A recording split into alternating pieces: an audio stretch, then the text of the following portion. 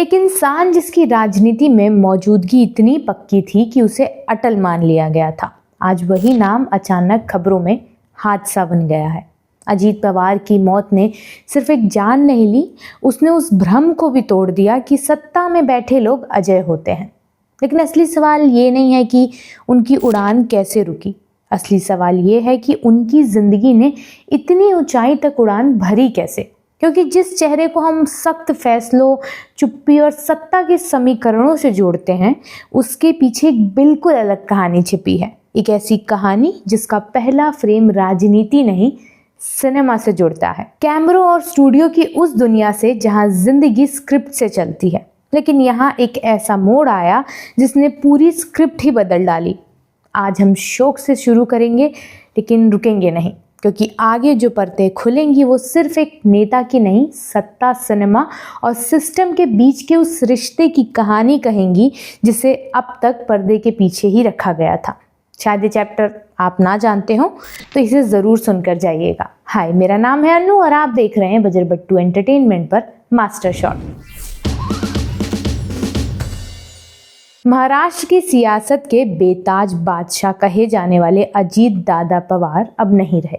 एक ऐसा नाम जो मंच पर ज्यादा नहीं बोलता था, लेकिन सत्ता के हर बड़े फैसले में जिसकी मौजूदगी महसूस की जाती थी। एक ऐसा नेता जो कैमरे के सामने कम और फाइलों के बीच ज्यादा नजर आता था।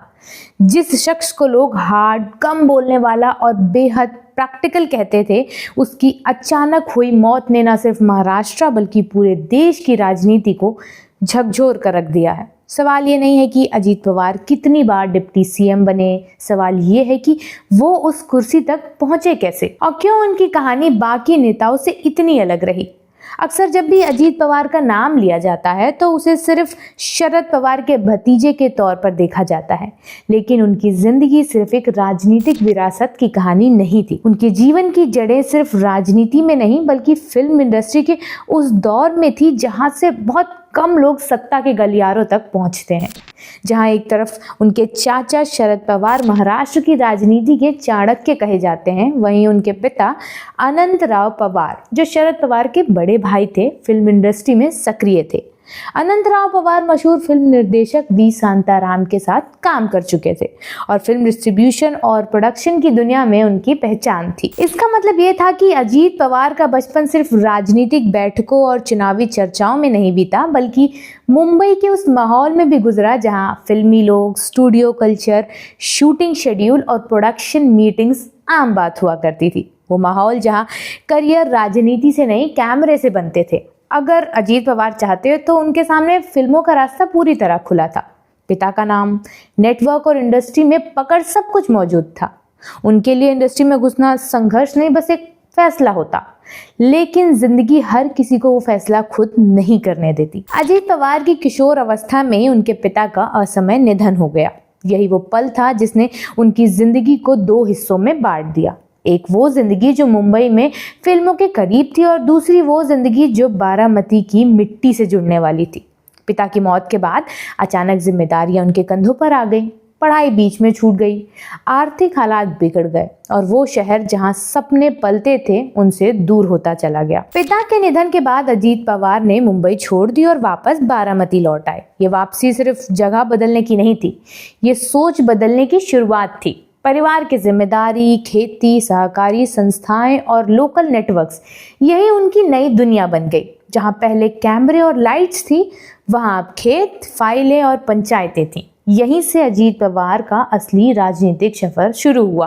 लेकिन तब शायद उन्होंने ये नहीं सोचा था कि ये सफर उन्हें महाराष्ट्र की सत्ता के केंद्र तक ले जाएगा। पवार परिवार के करीबी लोगों का मानना है कि पिता के असमय निधन ने अजीत पवार को वक्त से पहले बड़ा बना दिया था। वो इमोशनल होने का समय नहीं था, परिवार को संभालना था, हालात से लड़ना था और खुद को साबित करना भी था। यही कारण था कि उनकी पर्सनालिटी में धीरे धीरे सख्ती आती चली गई। वो ज्यादा बोलने के बजाय ज्यादा करने वाले इंसान बनते गए। यही दौर था जब उनका जुड़ाव अपने चाचा शरद पवार के साथ गहरा होता चला गया। शरद पवार सिर्फ उनके चाचा नहीं थे बल्कि उनके लिए राजनीतिक स्कूल थे। अजीत पवार ने राजनीति को किताबों से नहीं, जमीन से सीखा था। उन्होंने देखा कि सत्ता कैसे चलती है, गठबंधन कैसे बनते हैं और कब रिश्ते पीछे छोड़कर फैसले लेने पड़ते हैं। चाचा के साए में उन्होंने राजनीति को विरासत में मिली कुर्सी की तरह नहीं देखा, बल्कि खुद को साबित करने के मौके की तरह लिया। शायद यही वजह थी कि वो कभी इमोशनल नेता नहीं बने। कई लोग कहते हैं कि अगर अजीत पवार के पिता जिंदा होते तो उनकी जिंदगी किसी और दिशा में जाती। संभव है कि वो फिल्म इंडस्ट्री के ज्यादा करीब होते, स्टूडियो कल्चर में रहते और राजनीति से दूर रहते, लेकिन हालातों ने जिस तरफ उन्हें डाला उसी रास्ते पर उन्होंने खुद को पूरी तरह ढाल भी लिया। पिता की मौत और परिवार की जिम्मेदारियों ने उन्हें एक ऐसा नेता बना दिया जो भावनाओं से ज्यादा आंकड़ों पर भरोसा करता था। पिता के निधन के बाद अजीत पवार ने कभी फिल्म इंडस्ट्री की तरफ लौटकर नहीं देखा। एक बार बारामती लौटे तो राजनीति ही उनका स्थायी ठिकाना बन गई। हालांकि उप मुख्यमंत्री रहते हुए उन्होंने मराठी सिनेमा, सांस्कृतिक कार्यक्रमों और लोक कलाओं को समर्थन दिया, लेकिन खुद कभी फिल्मी दुनिया का हिस्सा बनने की कोशिश नहीं करी। शायद उनके लिए वो चैप्टर वहीं खत्म हो चुका था। अजीत पवार की राजनीति की सबसे बड़ी खासियत यही रही कि उन्होंने कभी अपने निजी दुखों को सार्वजनिक मंचों पर नहीं रखा। उन्होंने ना तो पिता की मौत को लेकर भावनात्मक भाषण दिए, ना ही सहानुभूति बटोरने की कोशिश की। उनका पूरा राजनीतिक जीवन काम, सत्ता और प्रशासन के इर्द गिर्द ही घूमता रहा। यही कारण था कि लोग उन्हें एक हार्ड, कम बोलने वाला और नो नॉनसेंस नेता मानते थे। राजनीतिक विश्लेषकों का मानना है कि पिता की मौत ने अजीत पवार को अंदर से पूरी तरह बदल दिया था, जो हमने पहले बात की। उसी घटना ने उन्हें प्रैक्टिकल भी बनाया था। उन्होंने राजनीति को रिश्तों से नहीं, गणित से समझा था। शायद यही कारण था कि वो कई बार विवादों में भी रहे, लेकिन सत्ता से बाहर नहीं हुए। उन्होंने जोखिम उठाए, बगावत की और जरूरत पड़ने पर अपने ही राजनीतिक परिवार के खिलाफ खड़े भी हुए। जिस युवा अजीत पवार को कभी पढ़ाई छोड़कर परिवार संभालना पड़ा था, वही समय के साथ महाराष्ट्र का सबसे ताकतवर प्रशासक बन गया। सरकारें बदली, गठबंधन टूटे, नए समीकरण बने, लेकिन अजीत पवार सत्ता के केंद्र में बने रहे। करीब 5 बार महाराष्ट्र के डिप्टी सीएम बने और हर बार खुद को प्रासंगिक बनाए रखा। ये सिर्फ पद की बात नहीं थी, ये उस भरोसे की बात थी जो सत्ता को उन पर था। आज देश अजीत पवार को इस बात के लिए भी याद कर रहा है कि कैसे उन्होंने पहले चाचा की छाया में राजनीति के गुर सीखे और फिर उसी छाया के बाहर निकलकर अपनी अलग लकीर खींची। उनकी बगावत सिर्फ सत्ता के लिए नहीं थी, बल्कि खुद की पहचान के लिए भी थी।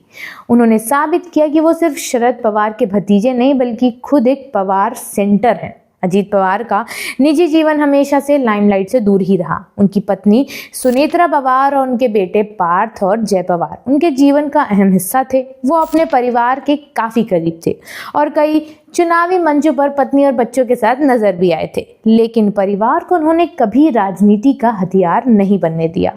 यही वजह थी कि उनकी पर्सनल लाइफ हमेशा एक सीमित दायरे में ही रही। साल 2024 के विधानसभा चुनाव में दिए गए हलफनामे के मुताबिक अजीत पवार 12वीं तक पढ़े थे। उनकी कुल संपत्ति 124 करोड़ रुपए से ज्यादा थी और उन पर करीब 21 करोड़ रुपए की देनदारी भी दर्ज थी। उनके परिवार के पास cash, bank deposit, share, bonds, debentures, अचल संपत्ति और कई लग्जरी गाड़ियां थी, लेकिन इन आंकड़ों से ज्यादा बड़ी उनकी राजनीतिक विरासत थी। आज जब अजीत पवार इस दुनिया को अलविदा कह चुके हैं, वो महाराष्ट्र की राजनीति में एक बड़ा खालीपन साफ नजर आ रहा है। एक ऐसा नेता जिसने फिल्मों की चमक छोड़कर सत्ता की सबसे कठिन फिल्म खुद लिखी। एक ऐसी फिल्म जिसमें कोई गाना नहीं था, कोई इमोशन सीन नहीं थे, लेकिन हर फ्रेम में पावर, रिस्क और रणनीति थी।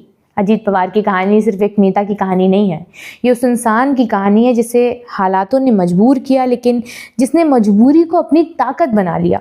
एक ऐसा इंसान जिसने इमोशन को कमजोरी नहीं बनने दिया और सत्ता को कभी हल्के में नहीं लिया। आज महाराष्ट्र उन्हें याद कर रहा है, देश उन्हें याद कर रहा है और राजनीति उन्हें एक ऐसे खिलाड़ी के तौर पर याद रखेगी जिसने रिश्तों से ज्यादा गणित पर भरोसा किया। एक नेता जिसने विरासत को बोझ नहीं, चुनौती माना। और शायद ये वजह है कि अजीत पवार का नाम आने वाले वक्त में भी महाराष्ट्र की राजनीति में बार बार लिया जाएगा। एक मिसाल के तौर पर अजीत पवार भले ही हमारे बीच नहीं है, लेकिन उनकी कहानी, उनकी राजनीति और उनका असर महाराष्ट्र की सियासत में हमेशा देखने को मिलता ही रहेगा। एक ऐसा नेता जिसने पर्दे के पीछे रहकर सत्ता को चलाया और आखिरी सीन तक अपनी भूमिका पूरी ताकत से निभाई। वीडियो तो फिलहाल यहीं तक। आप उन्हें किस तरह याद करेंगे हमें ज़रूर बताइएगा और देखते रहिए बजरबट्टू एंटरटेनमेंट।